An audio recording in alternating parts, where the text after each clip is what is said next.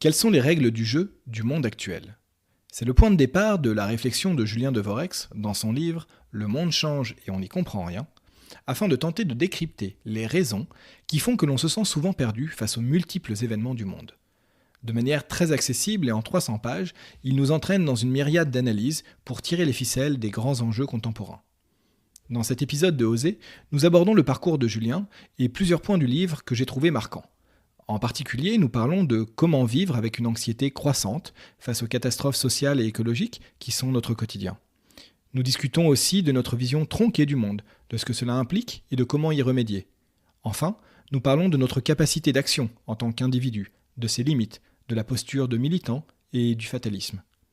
C'est un échange très enthousiasmant qui permet de prendre un peu de recul et de faire évoluer notre regard sur nous-mêmes et ces autres qui ne partagent pas notre opinion.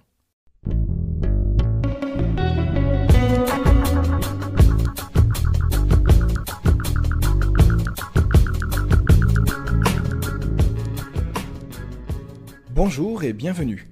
Je suis Jean-Philippe Descas et vous écoutez Oser. Oser est un podcast pour mieux comprendre les enjeux de notre monde face à l'urgence sociale et écologique. C'est aussi une source d'inspiration grâce au parcours de personnes qui nous ressemblent et qui ont décidé de mettre du sens dans leur vie en passant à l'action. Enfin, c'est une ode à l'engagement individuel et collectif pour tenter de rendre le monde un peu meilleur. Si vous appréciez ce podcast, j'ai besoin de votre soutien pour le faire rayonner. Pour cela, rien de plus simple. Il suffit de me laisser une note et un commentaire sur votre plateforme d'écoute préférée. Apple Podcasts, Spotify, Deezer ou autre. Cela m'aide beaucoup à gagner en visibilité. N'hésitez pas non plus à partager les épisodes que vous avez aimés autour de vous et sur les réseaux. Merci à vous. Et maintenant, place à l'épisode du jour. Bonne écoute! Bonjour Julien. Salut, ça va?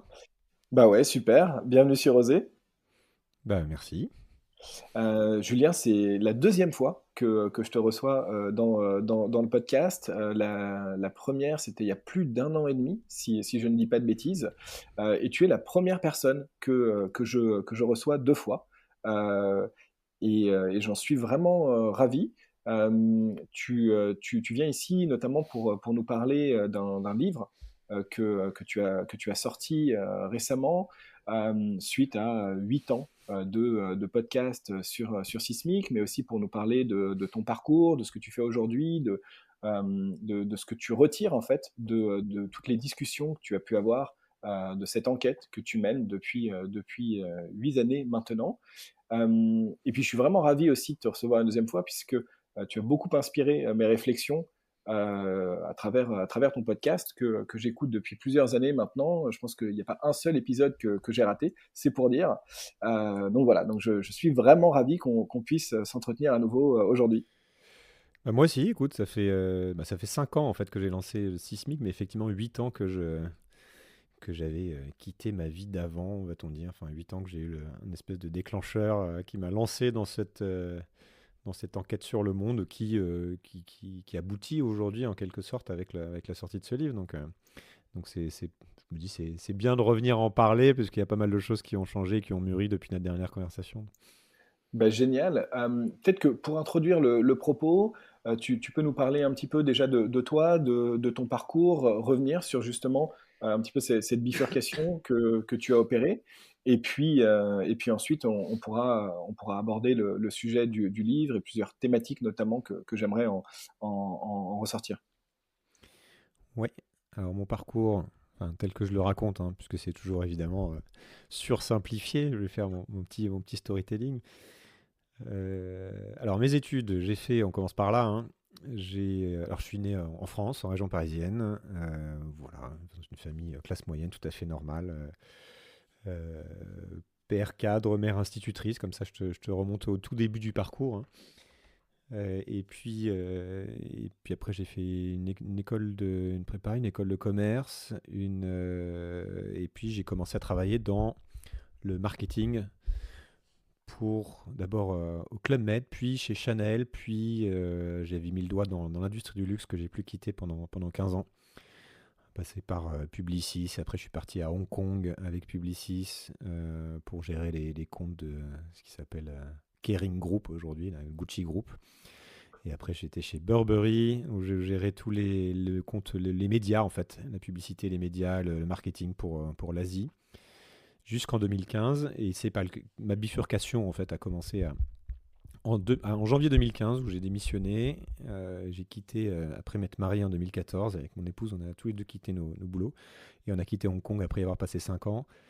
Et on a pris en gros une année pour prendre du recul, pour lever nos œillères, hein, c'est comme ça que je l'ai décrit, pour faire à la fois un peu de développement personnel, puisque on arrive à 35 ans, je dis souvent que j'ai fait un peu la crise de la quarantaine en avance. Donc prise de recul sur moi-même, sur ma carrière, sur ce que je voulais faire de la suite, et puis surtout, j'avais envie d'ouvrir les chakras et de comprendre un peu mieux ce qui se passait dans le monde. Parce que j'en parle un peu au début du livre, mais c'est pas du tout un livre autobiographique, on y reviendra, mais en disant que mon travail, qui était un peu un travail de prospective aussi, puisque je travaillais beaucoup sur les problématiques de transformation digitale, Internet, ce que ça a changé pour les business, etc., m'avait amené à penser un peu le monde de demain, à lire beaucoup de rapports, et puis à force, je suis tombé sur la fin du pétrole, sur le climat, sur la problématique écologique notamment, mais pas que. Et ça m'a donné ça m'a fait réaliser à quel point je n'y comprenais rien. Et ça m'a donné envie de prendre du recul et d'ouvrir tout ça, quoi. Donc on a pris le temps de faire ça. Après, retour en France. Retour pour moi dans un boulot un peu alimentaire chez LVMH et dans la transformation digitale. C'était très sympa, hein, mais j'étais un peu moins dedans qu'avant, on va dire. Et lancement du podcast. Et puis retour à Hong Kong pour un autre boulot, Covid. Je fais ça en accéléré, hein. Et fin du boulot. Et puis là, je me suis dit, ok, je peux plus faire ça. J'arrive plus. Donc, je vais me consacrer uniquement au podcast. Et donc, ça fait 2 ans que je me consacre à Sismic, qui est une enquête ouverte donc il y a 5 ans sur le fonctionnement du monde. Voilà. Ok, super. Et tu en as tiré en partie un livre qui est sorti il y a un mois à peine, c'est ça? Exactement. Il est sorti il y a un mois. Et ça s'appelle Le monde change, on n'y comprend rien, qui était déjà comment on va dire, le slogan de Sismic depuis quelque temps. Et dans lequel je fais la synthèse de ces 8 années de réflexion sur le monde. C'est pas du tout une synthèse du podcast. Souvent, les gens pensent, comme je suis podcasteur, puisque c'est ce qui se fait souvent, que ça va être les meilleurs épisodes ou une espèce de résumé des épisodes, mais c'est pas du tout ça que j'ai fait, même si je m'appuie sur quelques-uns des épisodes qui sont mis en référence, d'ailleurs souvent pour un peu pour présenter la réflexion, mais il y a beaucoup d'autres choses qui sont mises dedans, et c'est une réflexion sur le fonctionnement du monde. Donc c'est un essai qui part d'une question de départ, qui est à quoi on joue. À quoi est-ce qu'on joue en tant qu'individu et que civilisation, et donc quelles sont les règles du jeu du monde actuel, et qu'est-ce qui nous entraîne dans cette époque donc je pars de cette idée de confusion, de cette idée qui est que moi-même je n'y comprenais rien, et que finalement, après avoir enquêté pendant des années, j'ai parfois l'impression de toujours rien comprendre parce que ça va trop vite, parce qu'il y a plein de raisons pour y revenir sur lesquelles qui expliquent le fait qu'on soit parfois un peu perdu. Et donc j'essaie d'y voir plus clair. Je pars de ce doute, et puis j'essaie de reconstruire à partir de ce doute en allant voir qu'est-ce qui sous-tend les événements du monde, qu'est-ce qui sous-tend nos trajectoires actuelles, et vers quoi ça nous mène. Ouais, j'ai lu le livre alors que c'était pas forcément prévu tout de suite, tu vois. J'ai profité d'un trajet pour le lire. Et franchement, il est vraiment top, hein. C'est hyper bien vulgarisé, je trouve, pour des choses qui sont éminemment complexes. Notamment, il y a toute une partie sur les réseaux sociaux, qui est un sujet qui, moi, me parle particulièrement, où je me suis dit, putain, bravo, chapeau pour avoir réussi à retranscrire ça de manière euh, très intelligible, très compréhensible pour un public large, ce qui est vraiment pas simple. Et donc ouais, je recommande vivement la lecture du livre. Il se lit très bien, assez vite, et ça donne vraiment matière à réfléchir, même quand on a l'impression d'avoir creusé tous ces sujets depuis un moment. Merci.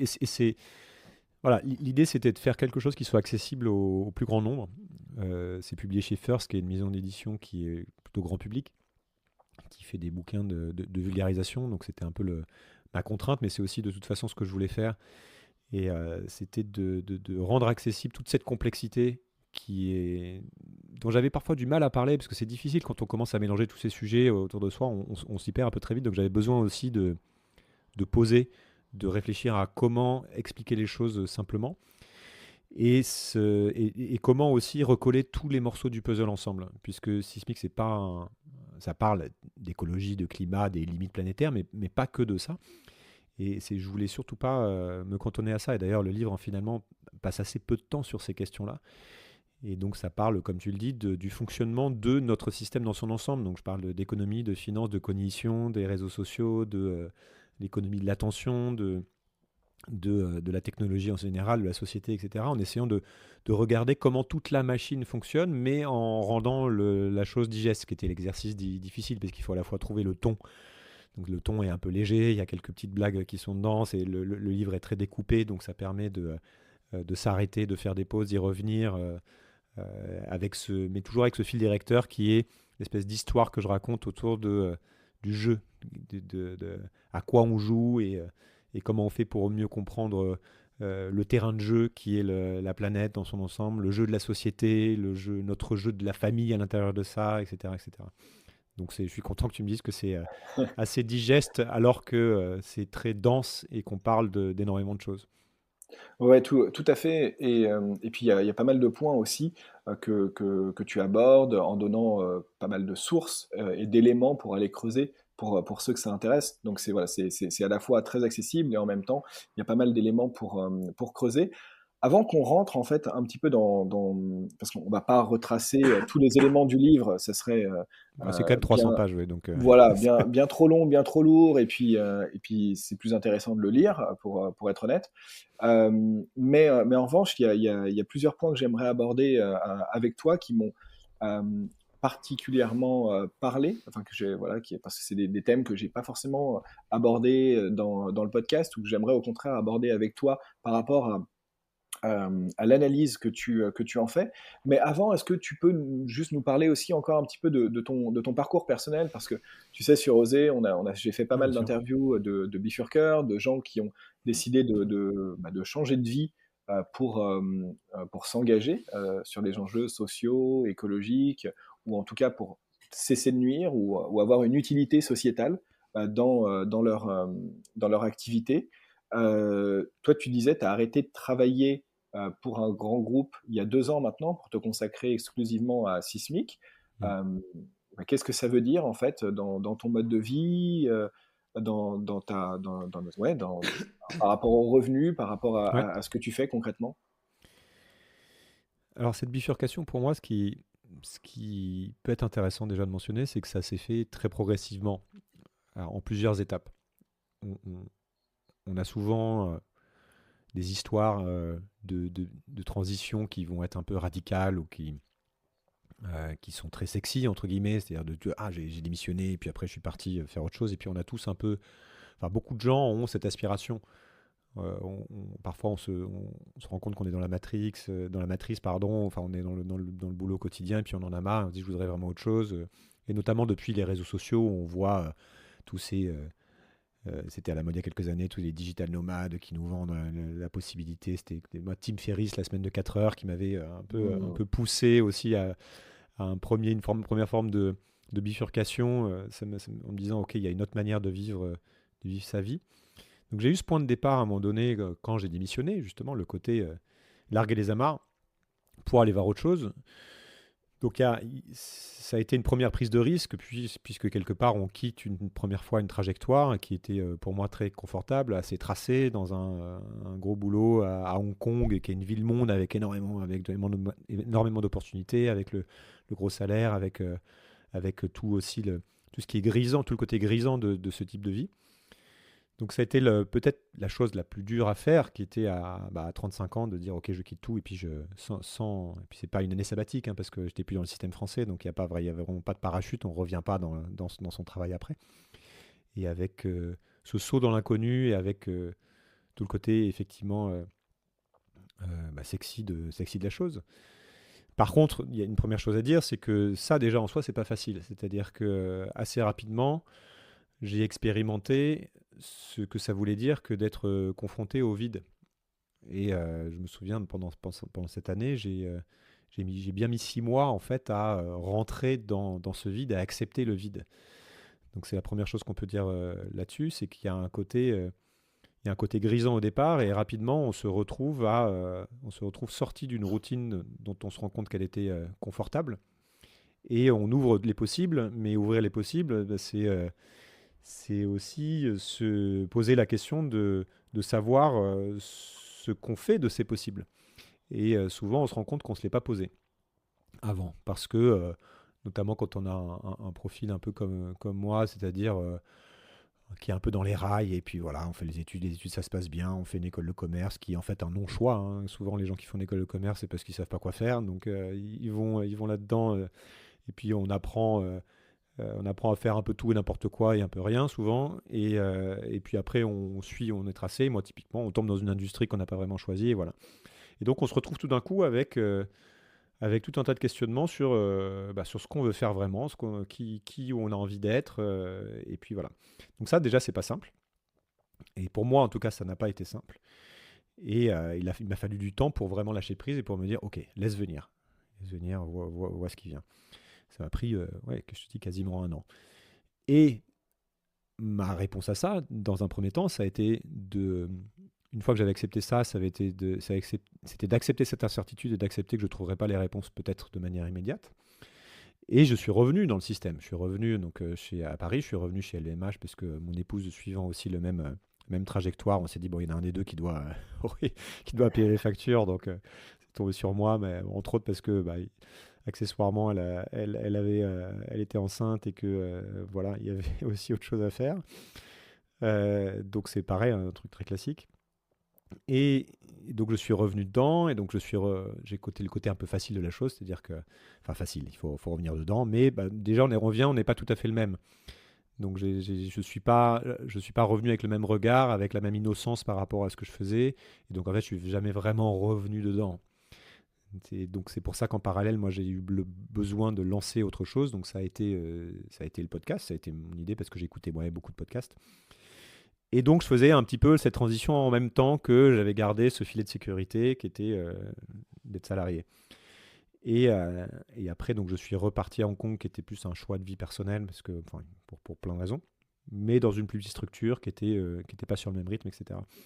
Et c'est quand ce truc-là s'est arrêté que j'ai recommencé à faire des entretiens pour revenir de manière raisonnable dans le monde salariat, que là, je me suis dit que c'était plus possible. Donc, ça a été mon deuxième déclencheur, où pendant ces entretiens, je me souviens très bien, où je me disais que je peux plus faire semblant, je peux plus faire ça, je peux plus prendre un boulot qui va me permettre dans lequel je vais devoir prendre l'avion à droite à gauche tout le temps, puisque c'est des jobs régionaux. Je peux plus faire un travail auquel je crois vraiment plus. Donc c'est fini, quoi. Je sors vraiment, je largue des amarres. C'est cette phrase de Christophe Colomb que j'avais mis sur ma porte pendant pas mal de temps, qui est que tu peux pas découvrir de nouvelles terres, où tu peux pas traverser l'océan sans avoir perdu de vue le rivage. Je dis ok, là j'y vais vraiment, je tire ce fil sismique qui est déjà bien en place, que je vais essayer de monétiser, et voilà. Et puis donc c'est à ce moment-là, pour le coup, que j'ai dû faire ce travail de réflexion par rapport à cette stabilité, par rapport à l'argent. Qu'est-ce que ça veut dire Donc il y a plein de choses, je me suis fait coacher d'ailleurs pour ça, d'accepter vraiment l'incertitude, parce que là, pour le coup, on se retrouvait à deux sans revenu fixe. Donc voilà. Donc il a fallu quitter Hong Kong, revenir dans un endroit qui coûtait un peu moins cher. Et ça fait 2 ans qu'on est là-dedans, c'est-à-dire un peu plus dans le dur, où là, tu dois vraiment diviser ton salaire par 4 ou 5, avec donc la vie d'un entrepreneur, entre guillemets, ou d'un auto-entrepreneur, où on est tout le temps sur le pont, il faut tout le temps y aller, il faut trouver les moyens de développer. Et donc, il y a cette injonction au ralentissement d'un côté, et puis de fait, qui est très difficile à tenir, parce que de fait, on doit payer les factures. Donc, on est dedans, et donc j'essaie de trouver, à la fois de sortir de cette accélération qui est inhérente aussi, de sortir de ce rythme qui est inhérent à toute personne qui doit aller chercher des contrats, et en même temps de ralentir. Donc c'est pas simple tous les jours, c'est pas un mythe, c'est de faire le choix de quitter le salariat, ça a des conséquences, et donc c'est un trade-off, comme on dit. je suis encore dans cette espèce de stabilisation, donc à essayer de vivre des dons du podcast, mais j'ai que 170 donateurs pour 100 000 écoutes par mois, tu vois, donc c'est pas simple. Et puis j'essaie de me réinventer tout le temps, quoi. Donc, mais il y a du stress à gérer, il y a du stress quotidien, et puis de temps en temps on se dit c'est quand même une chance de faire ça. Parfois on se dit mais ok, en fait, il faudrait que je revienne à faire ce que je faisais avant parce que je m'en sors pas. Enfin c'est voilà, donc c'est pas de tout repos. Ok, et là, tu es vraiment en plein dedans toujours, et avec bah, ouais, cette vie Oui, qui... parce que c'est pas stabilisé et j'essaie de le stabiliser, notamment en sortant ce livre, en me disant ok ça va apporter des choses. Déjà je stabilise mon point de vue sur le monde, ce qui est déjà une Hmm. manière de, puisqu'en même temps que en même temps qu'il y a cette transition très matérielle entre guillemets à gérer, il y a aussi, moi je dois gérer aussi toutes les réflexions sur le monde puisque c'est mon métier. Plus une forme de présence sur les réseaux sociaux que j'aime pas, donc, mais je suis obligé de le faire. Donc tu as aussi plein de choses qui sont liées au sujet que j'ai choisi de développer. C'est-à-dire que je me prends toute l'angoisse du monde tout le temps, quoi. Donc comment tu gères ce truc-là voilà, c'est pas facile. On pourra en reparler aussi maintenant. J'ai un peu, j'arrive à me détacher de tout ça, mais ça n'a pas été simple au début. D'accord, ouais, bah, abordons-le maintenant, peut-être. Comment, par rapport à l'anxiété que ça peut générer, effectivement, de réfléchir à toutes ces problématiques, à tous ces enjeux, sur le fonctionnement du monde, avoir, bah, lire beaucoup de rapports, de documents qui t'annoncent pas mal de nouvelles assez négatives, au fait de ne pas réussir à mettre le doigt sur finalement une solution, Hmm. à une certaine échappatoire. Comment est-ce que tu vis avec ça? Alors chacun a sa manière de gérer ça, hein. C'est une conclusion à laquelle j'en suis arrivé. Ça dépend, ça dépend de ce qu'on voit, d'une part. Déjà, effectivement, on voit pas tous la même chose, hein. Ça, c'est l'introduction, enfin toute la première partie du livre est là-dessus, sur cette idée que il y a beaucoup de confusion et que la confusion est différente pour chacun. Et puis, donc c'est toujours très personnel. Ma réponse à moi, ça a été d'une part, de faire ce travail intellectuel de recherche, donc de prendre les lunettes des autres pour voir ce qu'ils voyaient, d'essayer de mieux comprendre le fonctionnement de ce grand jeu. Donc maintenant, je commence à avoir des idées très très claires sur ce qui nous arrive, sur pourquoi ça nous arrive. C'est ce que j'ai voulu partager dans le livre. Et le fait d'écrire ce livre m'a permis aussi d'avoir évidemment cette forme de lucidité. Donc ça, déjà, ça m'a fait du bien, parce que j'ai trouvé un certain nombre de réponses. C'est-à-dire, j'ai trouvé des clés de lecture. Je propose des clés de lecture. D'ailleurs, je ne propose pas des réponses. Je ne dis pas le monde est comme ça, c'est comme ça que ça fonctionne. Je dis voilà ce que je vois, voilà ce que j'ai compris. Et d'apporter, et comment on va dire, c'est un peu la méthode Spinoza, si tu veux. C'est comment la raison et l'intellect peut nous aider à acquérir une certaine de joie au quotidien parce que on a une prise de recul par rapport aux événements du monde et on se connaît mieux soi-même, on essaie de regarder ce qui nous bouge, pourquoi nos émotions viennent, pourquoi elles viennent pas, etc. Et donc petit à petit, on arrive à avoir une forme de sérénité par rapport à soi-même et par rapport au monde.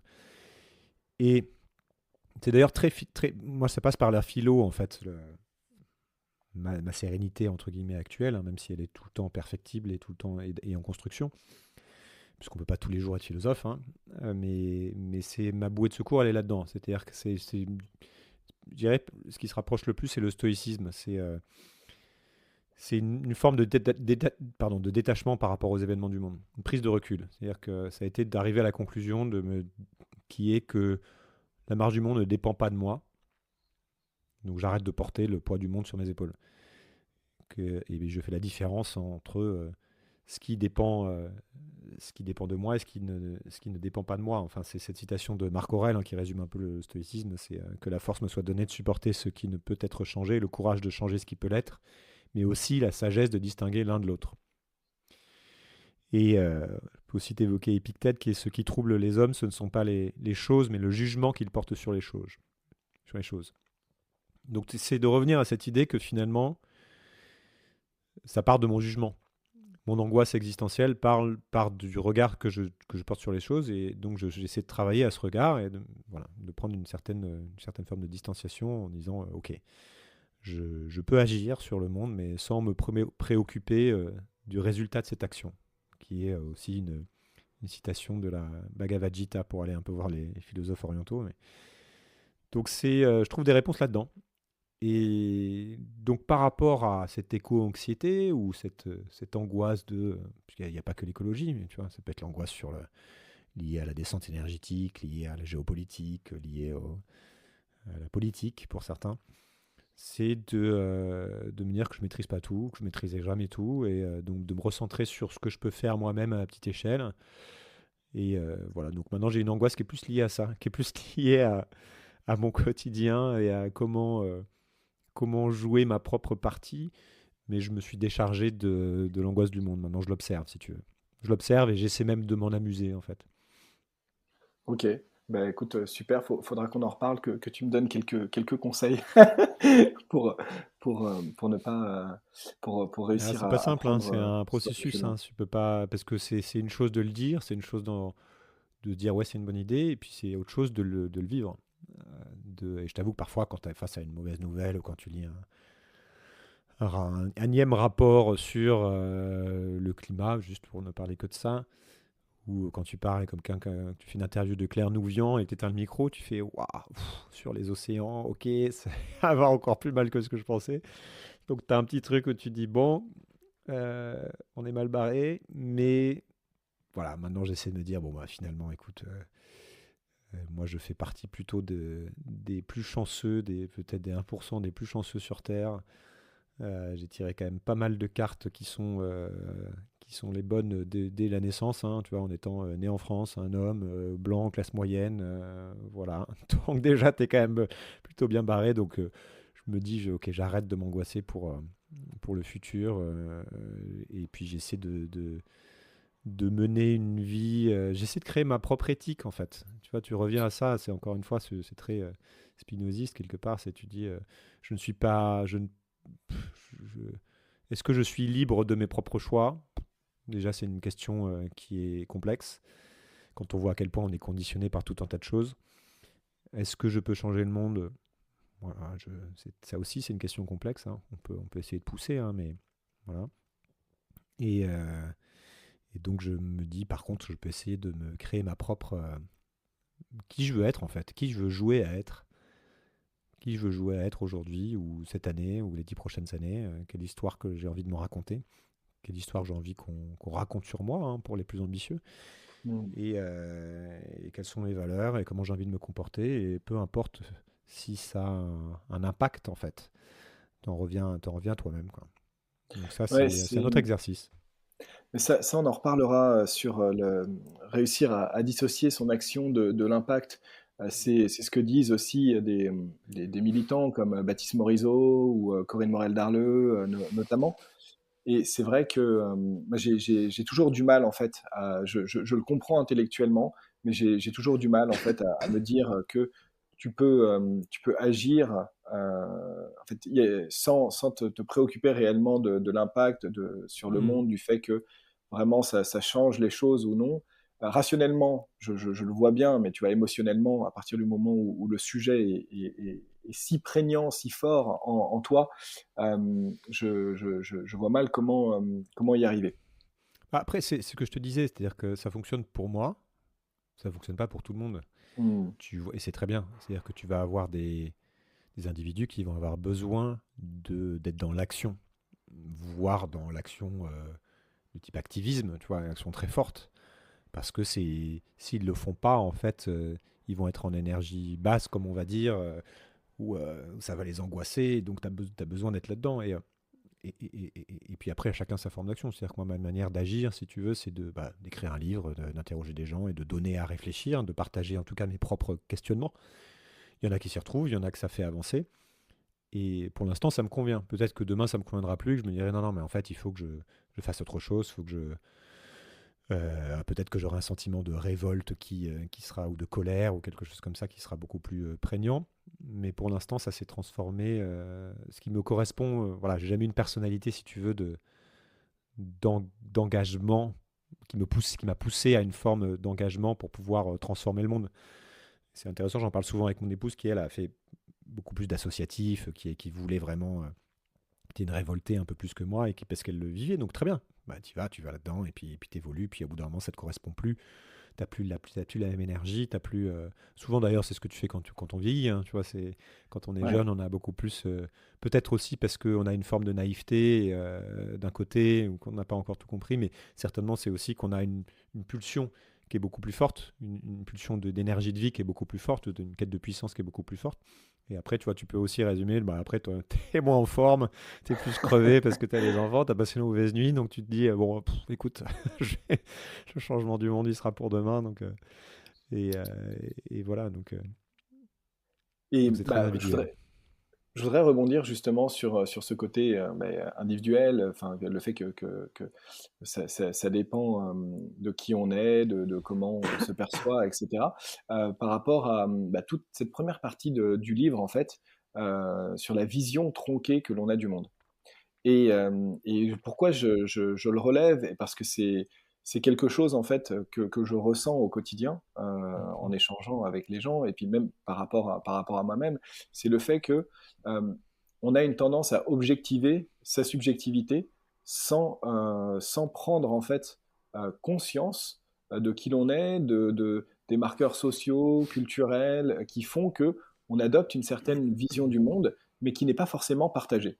Alors, est-ce que tu pourrais revenir un petit peu Ouais, là-dessus? Pourquoi déjà, en fait, on a une vision qui est tronquée du monde et ce que ça implique? ouais, je pense que c'est le point de départ. Et c'est pour ça que j'y accordé, je sais pas, 80 pages d'un livre. Ça, c'est vraiment la première partie avant de parler du monde. Avant de parler du monde, c'est, je pense, essentiel de parler de notre perception du monde. Parce que, comme tu l'as dit, ça a toujours été le cas, mais c'est encore plus un sujet aujourd'hui, parce qu'on voit bien que on n'arrive plus à se parler, en fait. Et que tout le monde est. Et on n'arrive plus à se parler parce que tout le monde est persuadé d'avoir raison. Et donc, c'est pas neuf, hein. Mais donc, c'est intéressant de développer ça, de comprendre pourquoi on est persuadé tous d'avoir raison et pourquoi on ne doute pas suffisamment, en fait. Bah, moi, je parle de la manière dont j'explique ça, c'est que j'utilise l'image des lunettes qu'on porte pour regarder le monde, qui sont des lunettes filtrantes et déformantes, et dont on ne peut pas vraiment se défaire. On est avec, on les a toujours, voilà, et puis elles évoluent avec le temps. Et pour moi, c'est une question essentielle parce qu'il s'agit d'abord de prendre conscience que tous on porte des lunettes et que donc on ne voit pas, on ne regarde pas le monde tel qu'il est vraiment, et que donc celui à qui on parle, lui aussi porte des lunettes qui ne sont pas les mêmes que les nôtres. Alors souvent, on pense que parce qu'on utilise les mêmes mots et parce qu'on est tous capables de raison, qu'on devrait tous penser pareil. Et, et donc ça crée beaucoup d'incompréhension. Parce que souvent dans un débat, typiquement, on va dire mais je ne comprends pas que finalement un débat, c'est je ne comprends pas pourquoi vous ne pensez pas comme moi. Voilà. Et je vais essayer de vous montrer que ma manière de penser est, est meilleure que la vôtre.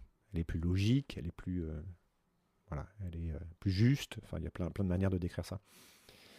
Et t'en reviens donc c'est intéressant d'une part de se rendre compte de ça et d'autre part d'essayer de comprendre quelles sont ses propres lunettes pour déconstruire un peu. Ça commence par là, déconstruire d'abord sa propre vision des choses et savoir d'où elle vient. Tu as cette citation de Schopenhauer qui est nous ne reconnaissons pas les choses telles qu'elles sont en elles-mêmes, mais comme elles nous paraissent.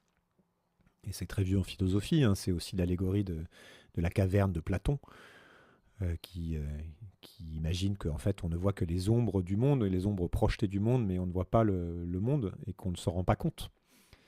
C'est aussi le voile de Maya chez les hindous, qui a une espèce ou la matrice, tu vois, qui a été repris par la matrice, on ne voit pas le réel tel qu'il est.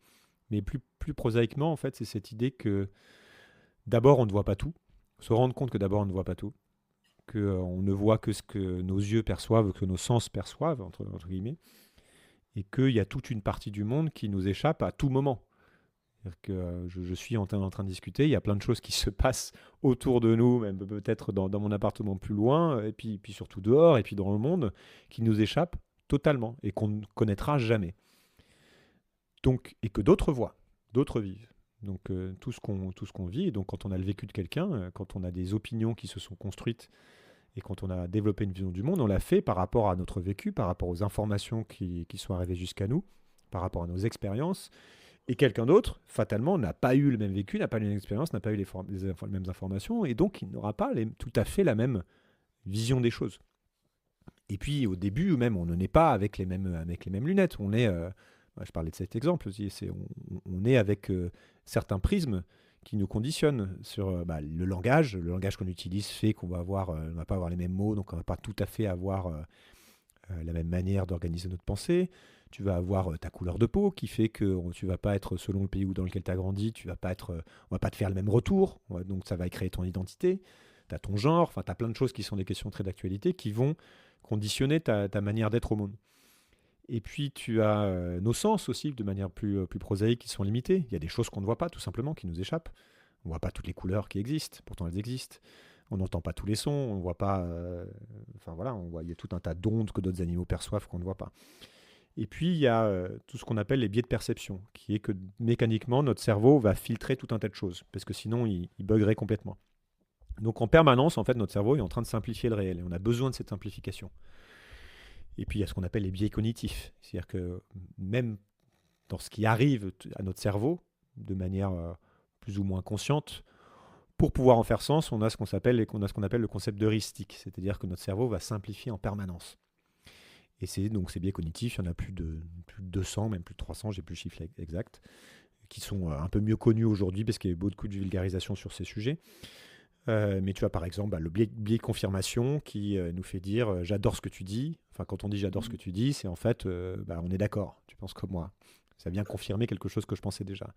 Tu as l'effet de vérité illusoire, par exemple, qui est la tendance à croire qu'une information est vraie après une exposition répétée de cette information. Tu as l'effet de halo, qui se produit quand la perception d'une personne ou d'un groupe est influencée par l'opinion qu'on a préalablement pour l'une des caractéristiques. Donc, par exemple, une personne que l'on juge belle physiquement serait perçue comme plus intelligente ou digne de confiance. Enfin, il y en a plein comme ça. Et tout ça, et puis, sans s'en rendre compte, souvent c'est fait de manière très inconsciente, parce que d'abord, on ne les connaît pas. Ça vient, on se fait toute une construction du réel qui est complètement faussée, en fait. Et donc, souvent, on vient post-rationaliser nos opinions.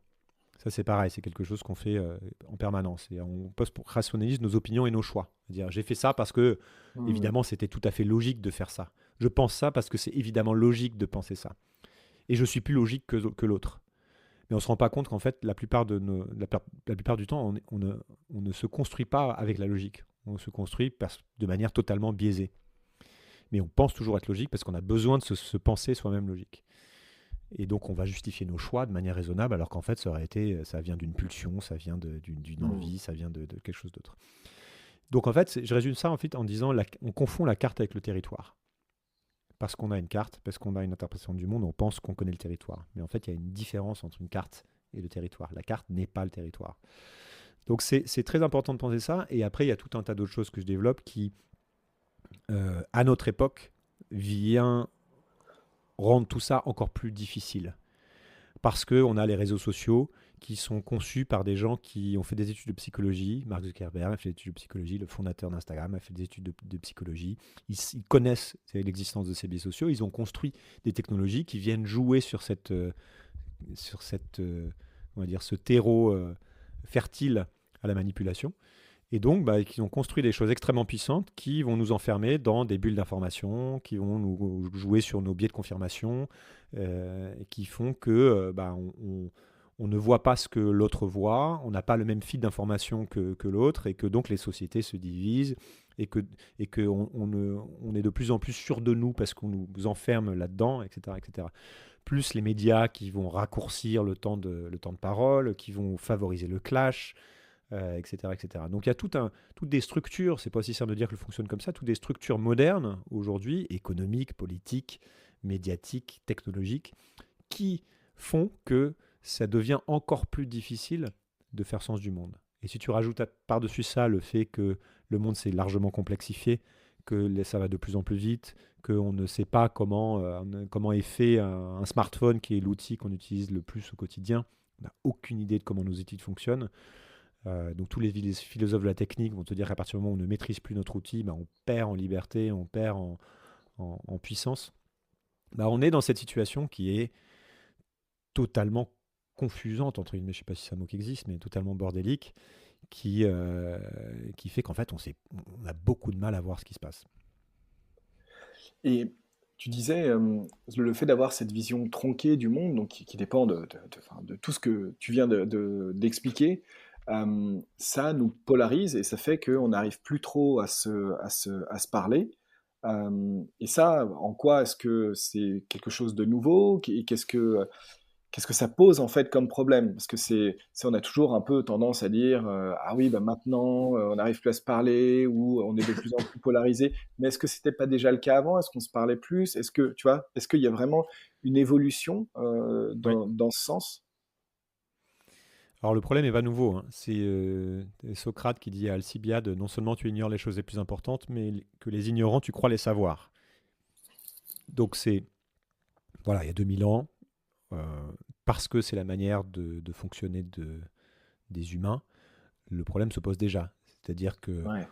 depuis toujours, on aime simplifier. Et on a besoin de simplifier.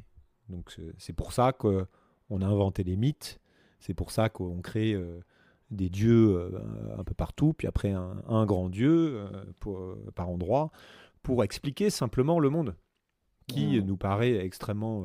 tout est hyper complexe, on ne peut pas se contenter de, euh, de cette complexité et de cette ignorance totale, donc on s'invente des choses, on s'invente des interprétations. Alors depuis, on a fait mieux, on a créé des méthodes de compréhension du réel qui ont été plus efficaces, notamment en construisant la méthode scientifique et en organisant collectivement le doute, en s'autorisant à douter de tout et en challengeant nos idées, en frottant, en limant notre cervelle à celle des autres, comme disait Montaigne.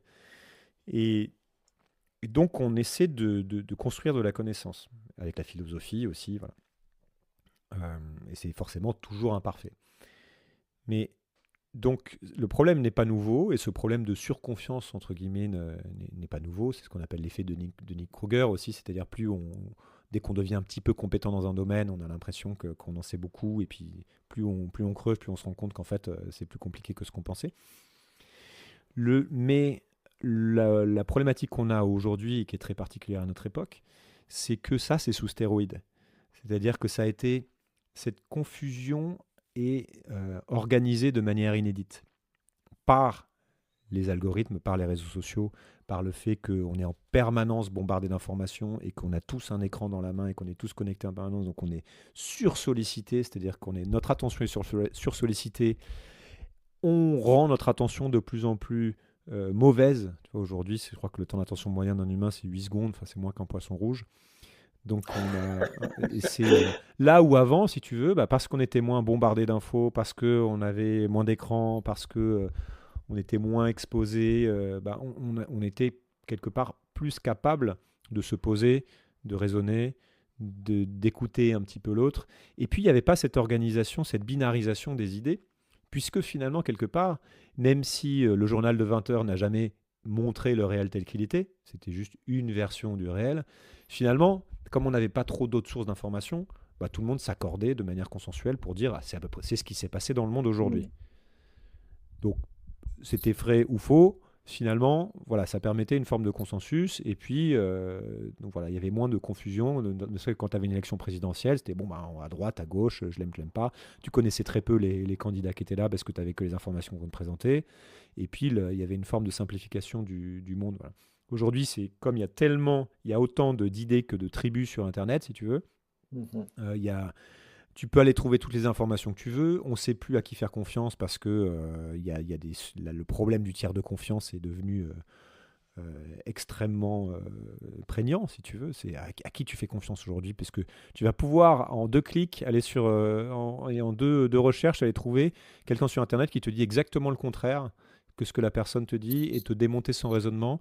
Et la personne a l'air tout à fait digne de confiance et donc tu es complètement paumé.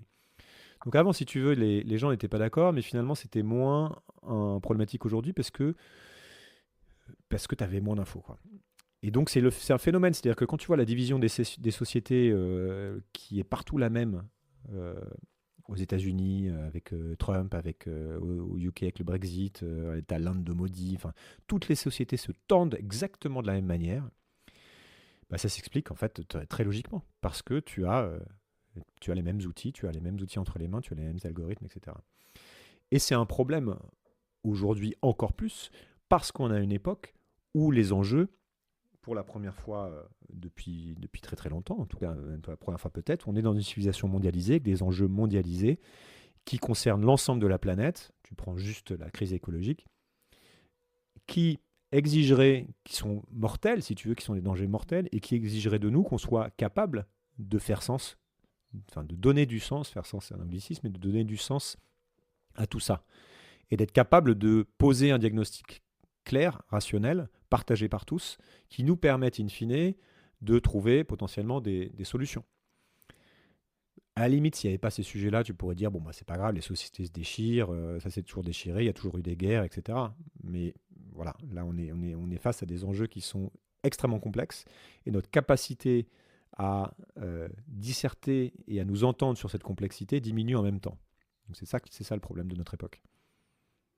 Et est-ce qu'il y aurait une façon, entre guillemets, d'y remédier? Donc, enfin, si je creuse cette déficience d'écoute, d'empathie aussi, qui permettrait en fait de créer une discussion avec l'autre, de comprendre en fait qu'il a une vision du monde qui est différente, d'essayer de comprendre sa vision du monde.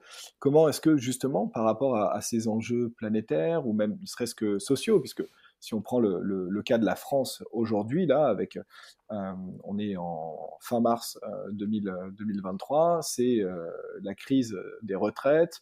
Avant-hier, le gouvernement a fait passer leur réforme en faisant appel au 49.3. Enfin, on voit qu'effectivement, très clairement, il y a même au-delà des enjeux écologiques planétaires, sur des enjeux de société presque aussi basiques qu'un un système de sécurité sociale ou de retraite, il n'y a pas de discussion, quoi.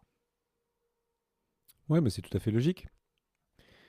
J'ai fait un post là-dessus sur LinkedIn d'ailleurs en faisant le parallèle entre le 49.3, la rencontre avec Xi Jinping Poutine et le rapport du GIEC qui sort tout ça en même temps. Je me dis, bah, en fait, ce qui est intéressant, c'est d'aller voir ce qu'il y a en dessous, c'est pourquoi ça arrive. Donc, tu en as un, c'est le jeu géopolitique, le jeu des quêtes de puissance, donc il n'y a rien de nouveau là-dedans. 49.3, bah, c'est pareil, hein, c'est le même phénomène que tu as dans toutes les démocraties qui sont malades parce que les gens ne s'écoutent plus, se gueulent dessus, et tu finis par avoir quelqu'un qui a une posture autoritaire tout en haut parce qu'il pense qu'il a mieux compris que tout le monde et qui est plus du tout en écoute. Voilà, donc tu as ça partout, hein. Et puis de l'autre côté, bah, le rapport du GIEC, ça illustre quelque chose qui est en train de se passer, qui est que même quand on arrive à poser un diagnostic scientifique clair, finalement tout le monde s'en fout. Et que finalement on n'arrive pas aussi à poser le diagnostic dans son intégralité, c'est-à-dire ce que fait pas le GIEC, c'est de faire clairement le lien, enfin ça commence à arriver, mais entre la problématique climatique, le fonctionnement du modèle économique, et le fonctionnement du modèle économique et l'énergie, et l'énergie et notre quête de puissance, et les inégalités, etc., etc. Et en fait, tant que tu n'as pas posé le diagnostic dans son ensemble sur ce qui est en train de se passer quant à cette trajectoire de la civilisation, bah, tu n'es pas en mesure de poser les bonnes questions. Et c'est des questions qui fâchent, c'est des questions qui sont extrêmement complexes, dont on ne sait même pas si on serait en capacité d'y répondre, parce qu'il n'y a pas d'instance internationale pour répondre à ces questions-là, parce qu'on n'a pas tous la même avis, les mêmes intérêts, etc. Mais on n'en est même pas à poser de diagnostic. Et c'est pour ça que j'ai fait ce travail avec le livre, c'est de dire, on n'a aucune chance de s'en sortir si on ne regarde pas ce qu'il y a sous la surface. Et ça commence par là, si tu veux. Ça commence par comprendre quels sont les mécanismes, quelles sont les structures qui conditionnent l'émergence de ces tendances, qui elles-mêmes conditionnent l'émergence des événements qu'on voit. Et comment est-ce qu'on fait en fait pour, tu vois, toi et moi, on passe notre temps à faire ça parce qu'on a décidé d'en faire notre activité professionnelle. Toi à Mm. travers le podcast, cette réflexion, moi à travers le podcast et maintenant la recherche. Euh, mais une grande partie des gens On n'a pas le temps, n'ont ouais.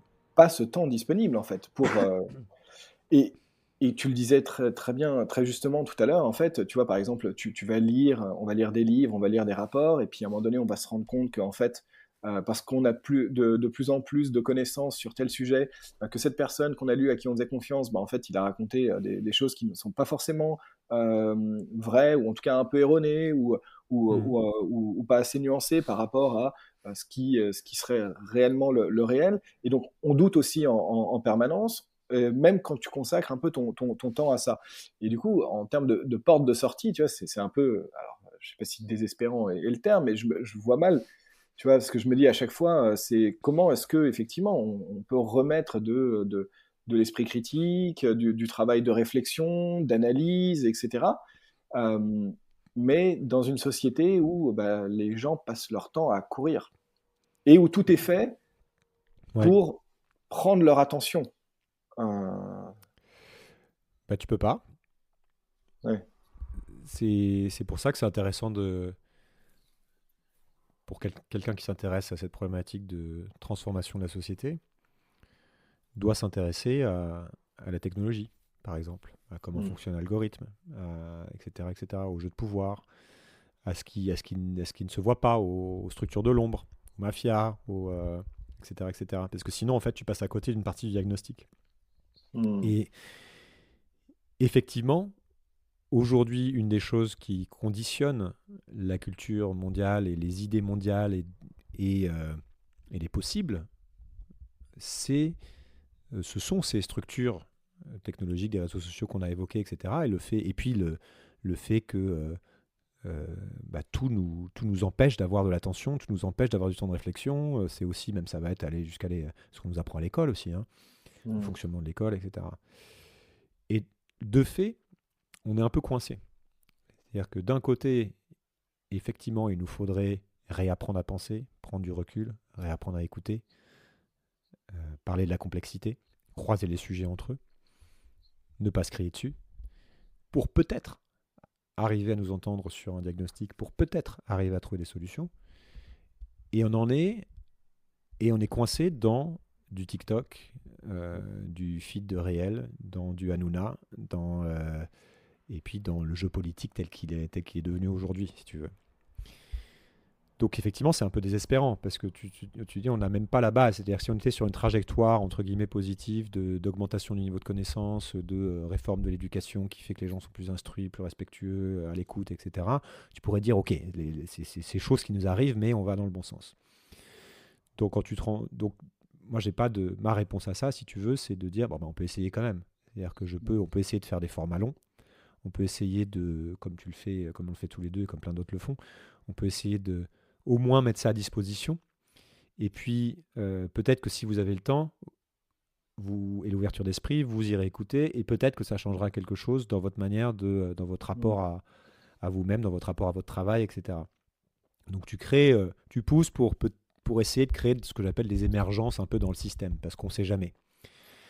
Mais le fait est que tu te frottes tu vois, c'est comme quand on parle de nouveaux récits, on dit il faut construire de nouveaux récits pour demain, parce que c'est que comme Mm. ça que ça changera.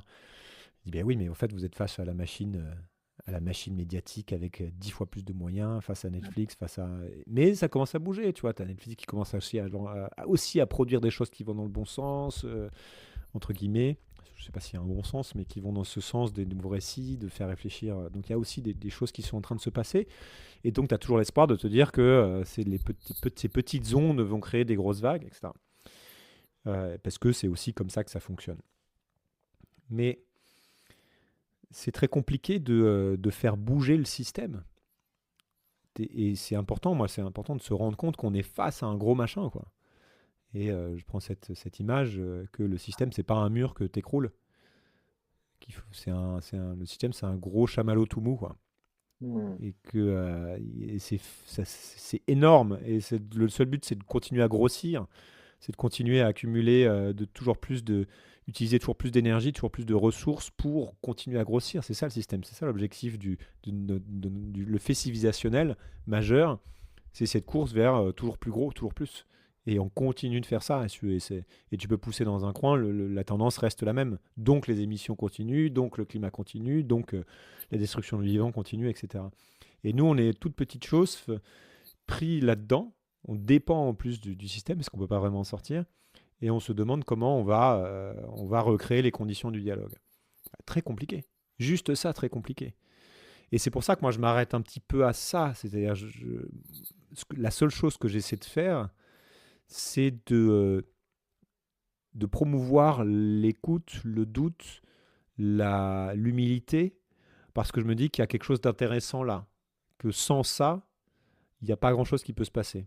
Peut-être que je me trompe complètement. Hein. Peut-être qu'en fait, on n'a pas besoin de ça, qu'on n'a pas besoin de gens qui doutent, parce que certains te diront ça pousse à l'inaction et que donc ça favorise le maintien du statu quo.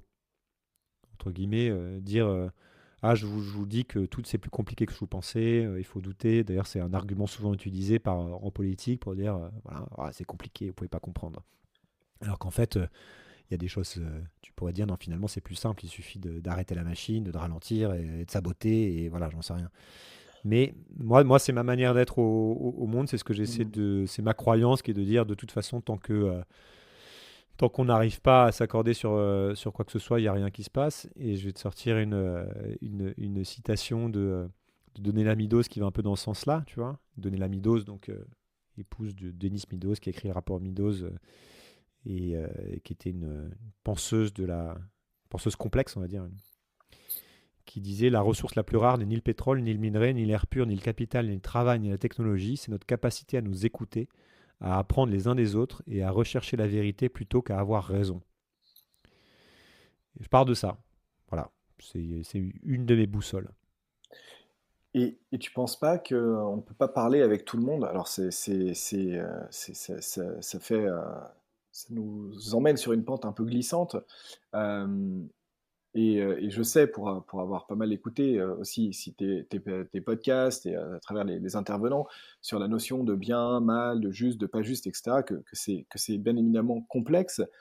Mais est-ce que face à la crise existentielle et aux enjeux écologiques actuels et à des personnalités euh, ou des personnes physiques ou morales qui sont éminemment nuisibles et délétères, est-ce que se dire qu'il faut rentrer dans une logique d'écoute ou de dialogue avec ces personnes-là, est-ce que c'est pas forcément emprunter une mauvaise stratégie? Tu vois, je me dis, est-ce qu'on va vraiment pouvoir dialoguer avec Monsieur Poutine ou Xi Jinping?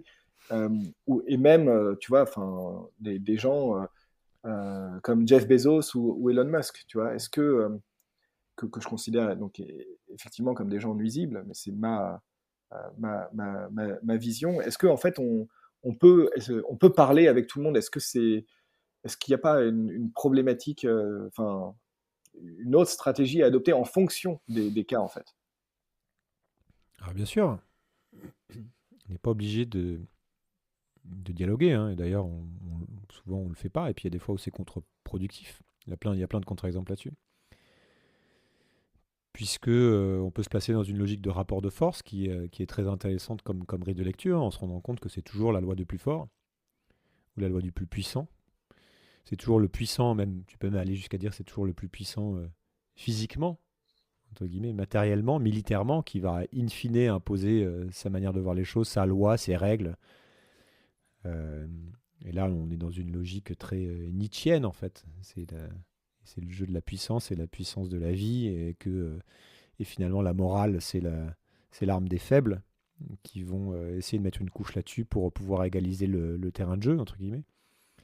Alors que in fine, c'est toujours le plus fort finalement qui va imposer ses vues. Comment dire? Il y a plusieurs manières de répondre à ça, je pense. D'une part, c'est intéressant de se rendre compte que on part toujours de son point de vue une fois de plus. C'est-à-dire qu'on va, comme tout le monde pense avoir raison et être du bon côté, comment tu fais pour savoir qui va avoir le droit, qui est légitime pour forcer l'autre à adopter un point de vue ou à adopter un comportement? Et donc là, c'est très compliqué parce que tu veux dire, de mon point de vue, j'estime que, je sais pas, enfin, que Elon Musk, c'est le mal, tu vois. Mhm. De mon point de vue par rapport aux informations que j'ai. Donc ce gars-là est nuisible et donc il faudrait le mettre hors d'état de nuire ou ne pas lui parler, etc. Ce que tu dis là, pardon, je t'interromps, mais c'est qu'en fait, il faudrait avant tout s'accorder sur une éthique Bah, et c'est le partager, problème, et que tout c'est le le monde point de partage départ. une même C'est-à-dire éthique. que Ouais. quand je dis moi, je ne suis, tiens, on va prendre plus simple quand même. Macron, là, Macron, c'est vraiment, c'est vraiment horrible sa vision des choses. C'est intolérable ce qu'il fait. C'est vraiment le mal. C'est de mon point de vue. C'est-à-dire parce que j'ai un certain nombre d'éléments et peut-être que parfois on s'accorde sur un point de vue majoritaire. On peut être vraiment beaucoup à penser la même chose. Mais on peut imaginer que de son point de vue, imaginons un instant qu'en fait, ce ne soit pas un grand méchant totalement cynique qui veut le mal de tous les futurs retraités français, et que de son point de vue, ils se disent, bah, en fait, moi, j'ai une responsabilité, j'engage la France par rapport, et donc sa rhétorique, ça veut dire, les gens ne voient pas qu'en fait, on est surendetté, que le jeu financier, c'est il y a que les marchés auprès desquels j'emprunte ont leurs propres règles et que si je ne joue pas avec ces règles, je mets la France dans la merde pour les 20 années à venir parce qu'ils vont augmenter nos taux et que donc on est vraiment à risque. Donc ma responsabilité, contre tous, c'est de faire passer cette réforme de retraite parce que les autres pays européens sont déjà à 67 ans et que donc on n'est pas crédible avec une retraite de 62 ans, qu'on n'est plus écouté. Les gens ne le voient pas, donc je fais ça pour l'avenir de la France, même si on m'en veut, bah, je le fais quand même. De son point de vue, on peut se dire que peut-être qu'il y a un truc comme ça, tu vois, et que donc lui-même pense être du bon côté.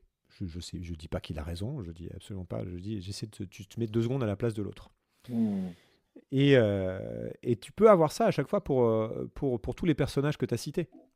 Tu vois, du point de vue de Poutine, Poutine va dire, bah, moi ça fait 15 ans que je dialogue, 15 ans que je dialogue avec le camp d'en face en leur disant il est hors de question que ces pays soient dans l'OTAN, que vous puissiez pousser vos pions là-dessus, parce que j'estime que c'est un danger à terme pour la Russie d'avoir l'OTAN à nos portes, et parce que les États-Unis poussent leurs pions, comme ils le font toujours. Regarde, ils ont été en Irak, ils ont fait une guerre illégale. Regarde, ils ont l'extraterritorialité de leurs droits, c'est dégueulasse. Je vois pas pourquoi eux, ils imposent ça au reste du monde, ce qui est quand même aberrant d'ailleurs, quand ils pensent. Que quand tu ouvres un compte en banque à Hong Kong, tu dois signer un papier américain disant que tu n'es pas américain. Enfin, tu vois, tu as des trucs de fous comme ça qui se passent. Et donc, je refuse ce truc-là. Ça fait 15 ans qu'on se fout de moi. Et ils essaient de pousser. Ça suffit, j'attaque. Le dialogue, ça ne marche plus. Je ne dialogue plus. Tu vois, marrant. Tu dis, ah tiens, Mhm. ok. En fait, lui, c'était dans une posture de dialogue pendant longtemps. Et puis, on s'est foutu de lui. Il estime qu'on s'est foutu de lui. Et donc, j'y vais. De notre point de vue, tu peux dire, bah non, enfin, c'est pas du tout ça. C'est un contre-argumentation. Évidemment qu'il voulait envahir. Et puis, voilà, c'est le mal. Mais lui, sa vision, c'est de rétablir la puissance russe et que ceux qui parlent russe, ils doivent être dans la Russie, etc. Ok.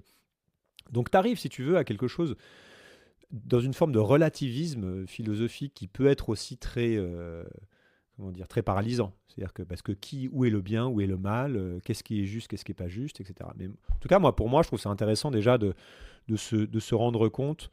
Et pareil, je te cite Spinoza, c'est-à-dire nous ne désirons pas une chose parce que nous la jugeons bonne, mais nous la jugeons bonne parce que nous la désirons. Mhm. Ok, c'est-à-dire, tu vois, donc tu fais le truc à l'envers. Tu juges quelque chose de bon parce qu'en fait, c'est ce dont tu as envie ou parce que c'est ce qui t'avantage. Mhm. Voilà, donc ok. Donc déjà, tu peux raconter ça. Donc moi, je trouve ça intéressant parce que ça permet de prendre une distance et ça rend aussi le dialogue possible. Mais parfois, effectivement, tu te retrouves confronté à quelqu'un qui, lui, va utiliser cette posture de neutralité, de relativisme pour finalement pousser ses pions et pour, entre guillemets, te la faire à l'envers. Il dit, ah ouais, t'es mignon avec le droit, tu vois, la morale. Et puis pendant ce temps-là, moi, je suis dans un rapport de force et donc je fais Mhm. ça. Et tu t'en reviens au problème d'Aladier Hitler ou Chamberlain Hitler ou peut-on parler à Hitler? Non, non, regardez, l'intuition de Churchill ou de Gaulle, il va nous la faire à l'envers, entre guillemets. Ça sert à rien de parler avec des gars comme ça parce que de toute façon, il va attaquer. Donc, c'est rapport de force. Donc, il y a des gens, effectivement, au bout d'un moment, tu peux te dire, ça ne sert à rien de parler avec ces gens-là. On est obligé d'être dans la violence, on est obligé de ne pas se laisser faire parce que c'est pas du vrai dialogue. Tu vois, donc c'est aussi ou qu'on est en train de nous manipuler. Donc c'est aussi intéressant de voir dans quelle logique l'autre est. Est-ce que lui-même est dans un dialogue manipulatoire? Est-ce que lui-même est dans Hmm. un dialogue pour gagner du temps? Est-ce que c'est du faux dialogue ou du vrai dialogue? Ou est-ce qu'il n'y a pas d'ouverture possible? Donc En c'est gros, pour ça, donc tu ne vas pas dialoguer, c'est pour ça que je dis tu peux dialoguer avec tout le Hmm. monde, sauf avec les gens qui eux-mêmes ne sont pas dans une posture de dialogue. Et là, ça n'a aucun Ok. intérêt. C'est un peu ce que dit Schopenhauer pour le coup aussi, Mm. dans l'art d'avoir toujours raison, Mm. alors pas tellement sur le dialogue, mais sur le débat, et sur le fait de est-ce qu'on peut débattre avec tout le monde et à quel moment en fait le débat est propice à une certaine construction intellectuelle, et c'est effectivement quand les deux parties arrivent sur la table avec l'ouverture et la volonté d'en ressortir grandi quelque part. Et tu le vois d'ailleurs constamment à la télé. Hein. Tu vois que pourquoi la plupart des débats sont stériles? Parce que tu en as inévitablement, enfin, souvent, tu as une des deux personnes, enfin, souvent tu es dans un jeu de rapport de force politique où tu vas essayer de sortir gagnant du débat à la fin. Et donc, tu n'es pas dans un dialogue constructif. Tu n'es pas là pour construire une pensée à deux. Ce qui est une vraie conversation constructive, c'est on va construire une pensée à deux et on va tous les deux essayer d'en ressortir grandi. Mm. Tu es dans une joute oratoire avec un enjeu qui est un enjeu de puissance à la fin, qu'il doit y avoir un gagnant et un perdant, et le gagnant, ça va être celui qui a sorti la petite phrase et qui s'est montré plus sachant que l'autre ou plus qui a pris le dessus, entre guillemets. Et donc là, tu es dans un débat de type rhétorique, entre guillemets, où il ne s'agit pas de construire la connaissance à deux, mais d'imposer son point de vue, et voilà. Et donc, tu es dans une logique où tu arrives dans le terrain de jeu en se disant je n'ai aucun intérêt à être dans l'écoute, je suis là pour démontrer, pour écraser l'autre. Mm. Et donc, si tu arrives, toi, face à quelqu'un comme ça, dans une posture d'ouverture et d'écoute, évidemment, tu te fais allumer. Ouais. Parce qu'on va pas te laisser parler, parce qu'on va te couper tout le temps, parce que... voilà. Donc ça fonctionne pas. Il suffit qu'il y en ait un des deux, si tu veux, dans ce jeu-là, qui refuse de jouer le jeu, et il n'y a, plus de, il y a pas de dialogue, en fait. Donc c'est pour ça que moi, ça m'intéresse pas aussi de... Moi, je suis très ouvert pour dialoguer avec tout le monde, mais par contre, ça m'intéresse de le faire sans débattre, déjà, parce que je ne suis pas là, donc dans une posture d'écoute. Et puis ça m'intéresse de le faire avec des gens qui sont capables de m'expliquer pourquoi ils pensent qu'ils pensent. Mm. Sinon, ça n'a pas d'intérêt. Sinon, tu as quelqu'un qui va t'asséner des vérités, Mm. et puis tu le laisses dire raconter n'importe quoi. Et puis, et en fait, tu t'auras même pas expliqué d'où viennent ses sources, pourquoi il pense qu'il pense, etc. Donc tu construis pas de la connaissance.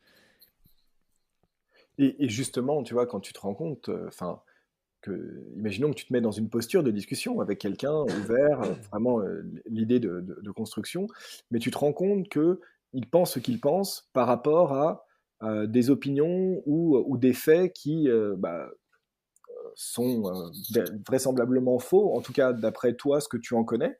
Comment est-ce que tu comment est-ce que on en revient un peu à ce qu'on disait au début, mais Mm. comment est-ce que tu te bases en fait sur un socle de faits sur lesquels on peut s'accorder et qui permettent en fait de construire un échange, mais sur la base d'une certaine vérité en fait. Comment on établit une vérité partagée? Bah, c'est très compliqué. Et peut-être plus compliqué que ce qu'on veut bien se raconter, en fait. Tu vois, tu as ce truc de Paul Valéry, ce qui est simple est toujours faux, et ce qui ne l'est pas est inutilisable. Donc on a ce dilemme, si tu veux, euh, qui, inévitablement, si tu veux, tu prends l'exemple d'un platiste qui est convaincu que la Terre est plate parce qu'il a vu plein de vidéos sur YouTube. Et bah, va essayer de lui démontrer que c'est faux. Ouais. Tu peux pas. Tu ne peux que en l'invitant à regarder d'autres sources, d'une Mhm. part, qui vont peut-être débunker ses premières sources. Et puis, donc ça veut dire qu'il lui-même doit faire preuve d'une certaine ouverture d'esprit. Et inévitablement, tu te retrouves aussi confronté au problème de la confiance avec les sources que tu proposes. Mhm. C'est-à-dire qu'à un moment donné, moi-même, je crois que la Terre est ronde, parce qu'on me l'a appris à l'école, parce que j'ai estimé que les sources étaient de confiance, mais rien ne me le prouve. Si tu veux, j'ai pas la capacité, j'ai pas les connaissances mathématiques, physiques, etc., pour résoudre les équations par moi-même, pour faire les observations par moi-même, etc. Donc, très compliqué le problème de la confiance. À qui tu fais confiance? Et qu'est-ce qui te fait dire que ce à quoi tu fais confiance est légitime? Te dire le rapport du GIEC. Ah, on se base tous sur le rapport du GIEC. J'en parle dans le livre. Tu sais, à la fin, je dis tu Pourquoi finalement tu en arrives à ça quand tu te rends compte pourquoi on n'avance pas? Parce que tu te rends compte qu'on n'a pas les mêmes référentiels. Tu prends Greta Thunberg qui dit I want you to panic, je veux que vous paniquiez. Et elle a totalement raison dans son référentiel qui est basiquement le rapport du GIEC qui nous dit les gars, ça va pas le faire. Donc elle fait confiance aux scientifiques. Et elle trouve qu'elle a raison de le faire parce que quand même, il y a 99,9 et quelques, voire 100%, enfin j'ai mis 100%, mais de consensus là-dessus, que c'est sérieux, parce qu'elle a confiance aussi dans le processus scientifique. Mhm. Okay. Mais si d'une part, tu tombes dans quelque chose qui te dit en fait je ne fais pas confiance en la science parce que ça marche pas, la science se trompe tout le temps, ou je fais pas confiance dans les scientifiques, dans la communauté scientifique parce que le modèle de publication ne fonctionne plus, parce qu'il y a toujours des intérêts cachés, et on a bien vu ça pendant le virus, pendant le Covid, on était en plein là-dedans. À qui faire confiance parce que voilà, ça ne fonctionne pas, donc le GIEC, voilà, c'est qui ces gars-là, voilà. Ou alors que tu es un économiste et que tu dis le GIEC, ça n'est qu'un organisme parmi d'autres, et puis moi, en fait, quand on me parle de décroissance, j'entends récession, et quand on me parle de récession, j'entends guerre, parce que à chaque fois qu'il y a eu des catastrophes économiques, il y a eu la guerre, bah, vous êtes des dangereux décroissantistes.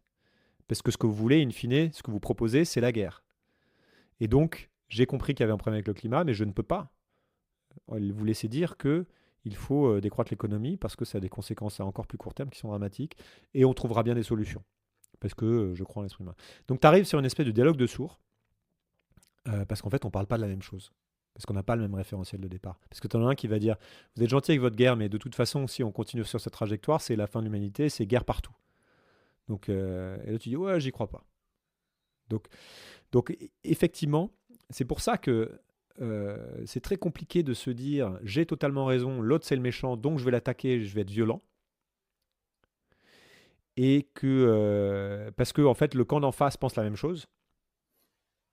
Tu vois, c'est rare de trouver des gens qui ont pris un fusil en se disant je suis en train de défendre le mal. Tu prends un fusil pour défendre le bien, sauf si t'es fou, tu vois, ou sauf si t'es complètement nihiliste ou que tu t'en fous de tout. Mais voilà, c'est toujours le problématique de terroriste pour les uns, résistant pour les autres. Donc bah, t'avances, tu poses tes pions, et donc moi j'en suis arrivé à cette idée que d'abord, ce qui pourrait être intéressant, c'est de recommencer à s'écouter, parce que aussi, et j'en voulais en venir à ça, ce que je constate, c'est que cette manière de faire, entre guillemets, de pousser ses pions de manière violente, d'être dans des luttes violentes, bah, quand tu regardes la trajectoire de l'histoire, tu peux te dire par moments ça a l'air de marcher, tu obtiens des choses, mais in fine, on en est là, quoi. In fine, on en est arrivé là. Donc, voilà. Est-ce que ça marche? Est-ce que ça marche? Est-ce que si demain on fait la révolution et on impose nos idées aux autres, et on dézingue la cinquième, et on met les écolos au pouvoir parce que quand même c'est ça qu'il faut, ça va donner quoi en fait comme société? Est-ce que t'as pas créé une espèce de... T'as pas lancé un mouvement de pendule qui va te revenir en pleine gueule? Et pour des activistes, pour des militants qui essayent de faire changer le système par rapport, on va dire, à la crise écologique, enfin pas la crise, aux enjeux écologiques de manière générale, une fois qu'on s'est dit tout ça, bah, déjà, comment pas tomber dans le fatalisme, tu vois, et comment, et quelle posture adopter en fait dans ce travail de militant. Bah, ma réflexion là-dessus, c'est puisque inévitablement, j'en arrive à... Je pense que quand on a vraiment creusé tous les sujets, qu'on a croisé tous les trucs, on arrive à une forme de désespoir. Et parce qu'on se dit c'est trop gros, la trajectoire est complètement dingue, ça nous emporte. Voilà, donc déjà, il y a souvent, tout le monde passe par une forme de travail de deuil. Tôt ou tard, à mon avis, on y arrive. Tous ceux qui ouvrent ces sujets-là sont d'abord dans une forme de déni. Et je pense que la plupart des gens sont dans une forme de déni encore, ou ne veulent pas ouvrir ces sujets-là, ou continuent de se bercer d'illusions, en disant ça va le faire. Euh, mais quand tu sors du déni, tu descends la courbe du deuil là, de Kubler-Ross.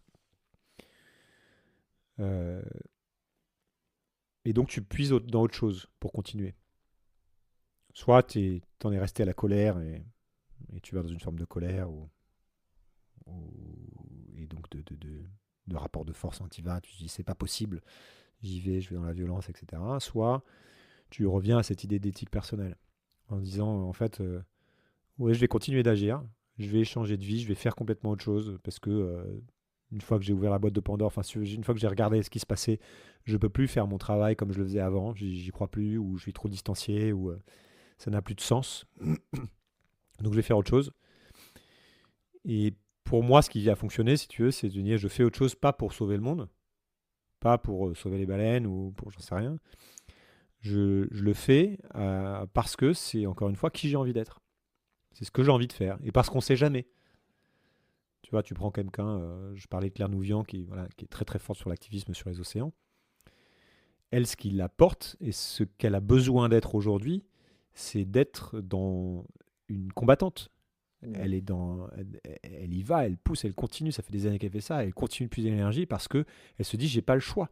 Ça m'épuise. Je me prends des claques. J'ai essayé de faire la politique, etc. J'y vais. Je pousse contre. C'est Sisyphe, quoi. Je pousse un peu, ça recule. Je pousse un peu, ça recule. Je suis contre des. Il y a des petites victoires et puis des grandes défaites en face, mais c'est pas grave en fait. C'est ma vie. C'est ce que j'ai envie de faire. C'est ce que j'ai envie de. C'est ce qui me porte. Et oui, c'est épuisant, mais voilà, c'est qui je suis.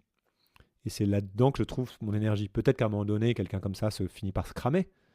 Et c'est le danger souvent. C'est pour ça que quand tu y vas pour changer le monde, au bout d'un moment, tu te rends compte que ça dépend pas de toi. Pas que de toi. Même pas de toi du tout, peut-être. Et donc, souvent, tu es en burn-out. Tu finis par t'écrouler. Et c'est pour ça que moi, ça me semble intéressant d'avoir cette posture de prise de distanciation en se disant, peu importe en fait si ça marche. J'y vais parce que j'estime qu'il faut y aller éthiquement. Parce que, et puis, d'après mon éthique personnelle, d'après ce que je vois du monde, de ce que je perçois. Et donc, ça peut aller loin, hein, cette éthique. Ça peut aller jusqu'à une éthique du sacrifice. Tu as des gens qui vont dire, je suis prêt à mourir pour ça. Je suis prêt à mourir pour ma cause. Je suis prêt à mourir pour la justice. Parce que c'est pas juste, parce que je suis prêt à mourir pour les générations futures, etc. etc. Et tu trouves des gens dans tous les domaines pour ça, hein, y compris dans le camp d'en face.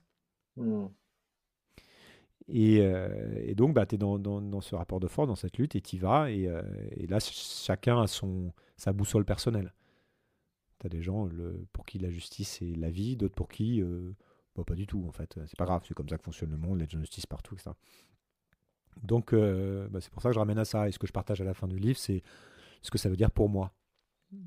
Sans dire ce que ça veut dire pour les autres, en disant que chacun va faire de ces informations que je partage ce qu'il veut, à partir, déjà parce que chacun va comprendre ce qu'il veut bien comprendre. Personne n'a même une lecture, même quand les phrases sont écrites telles qu'elles sont.